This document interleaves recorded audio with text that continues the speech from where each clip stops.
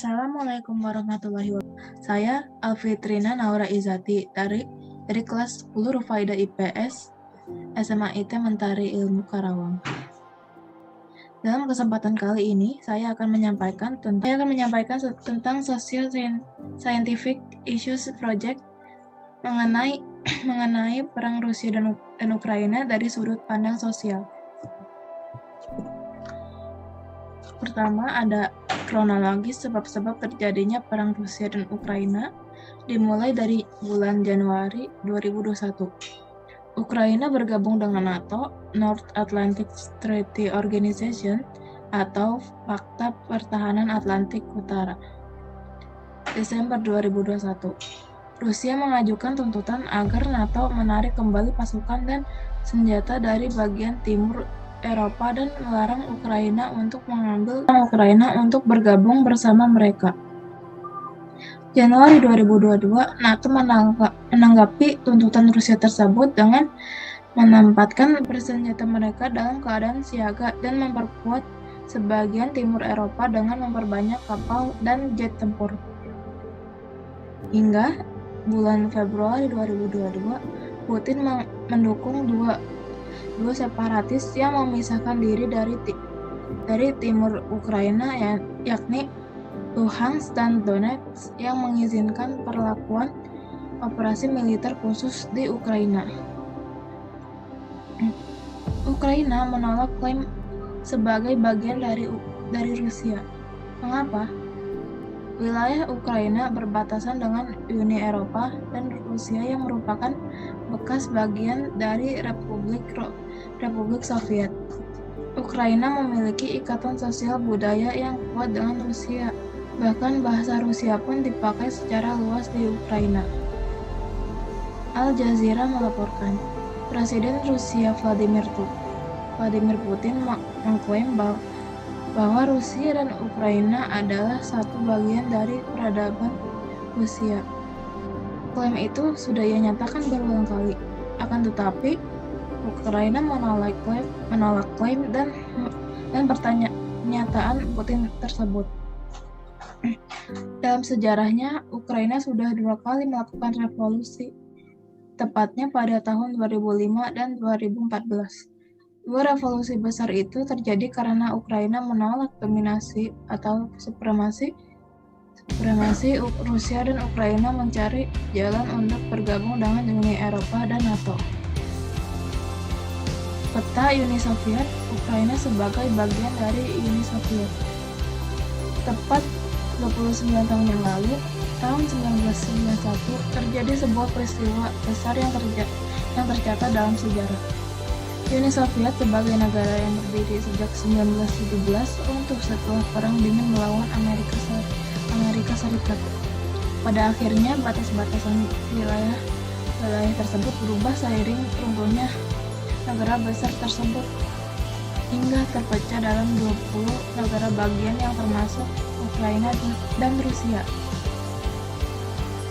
Berikut adalah peta Ukraina sebelum dan sesudah konflik.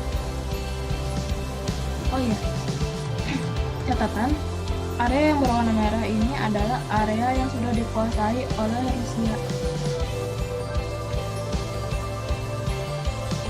Berikutnya ada tabel 401, yaitu negara yang berhubungan dengan Ukraina.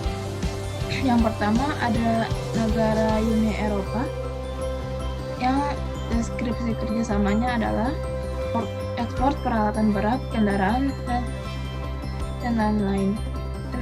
Dan untuk impor, yaitu hasil pertanian dan tambang dan lain-lain. Lalu ada Amerika Serikat, yaitu yang untuk ekspor, yaitu obat-obatan dan lain-lain. Untuk impor, yaitu hasil pertanian dan tambang dan lain-lain. Kemudian Cina, yaitu ekspor mesin transportasi, lalu impor hasil pertanian, tambang, dan lain-lain. Lalu ada negara yang berhubungan dengan Rusia, ada negara-negara Uni Eropa juga. Untuk ekspor yaitu minyak bumi, gandum, dan hasil tambang. importnya alat transportasi. Lalu ada Cina, yaitu ekspor minyak bumi, gandum, dan hasil tambang. Untuk import ada alat transportasi. Yang terakhir Amerika Serikat, yaitu import alat transportasi dan obat-obatan. Komoditas pertambangan dan pertanian yang dihasilkan oleh negara Ukraina ada sereal, yang jumlah produksinya ada 19,1% dari total ekspor Ukraina. Yang terupdate-nya 2020. Yang kedua ada besi dan baja, yang jumlah produksinya 19,6% dari total ekspor Ukraina. Yang tahun terupdate-nya juga sama ya. Ketiga ada minyak dari tumbuhan dan hewan, yang jumlah produksinya 11,7% dari total ekspor Ukraina. Yang tahun terupdate-nya 2020 sama ya. Dampak perang Rusia dan Ukraina terhadap ekonomi global. Negara yang paling terdampak secara ekonomi akibat perang Rusia dan Ukraina adalah negara-negara di Eropa serta sebagai bagian besar yang mengimpor energi hasil tambang dan pertanian dari Rusia dan Ukraina. Komoditas terbesar yang mempengaruhi ekonomi global ada minyak bumi, Rusia sebagai produsen terbesar ketiga di dunia. Kedua, gas alam, Rusia sebagai produsen terbesar kedua di dunia. Ketiga, titanium, Rusia dan Ukraina sebagai pemasok 15% kebutuhan dunia. Keempat, biji-bijian atau biji minyak, Rusia dan Ukraina sebagai pemasok 29%. Gandum dunia, pemasok jagung dan tepung jagung teratas dunia, serta pemasok 80% minyak bunga matahari di dunia. Internalisasi keislaman yang berkaitan dengan konflik Rusia-Ukraina. Dari surah An-Nisa ayat 114 yang artinya tidak ada kebaikan pada kebanyakan bisikan-bisikan mereka kecuali bisikan-bisikan dari orang yang menyuruh manusia memberi sedekah atau berbuat makruf atau mengadakan perdamaian di antara manusia.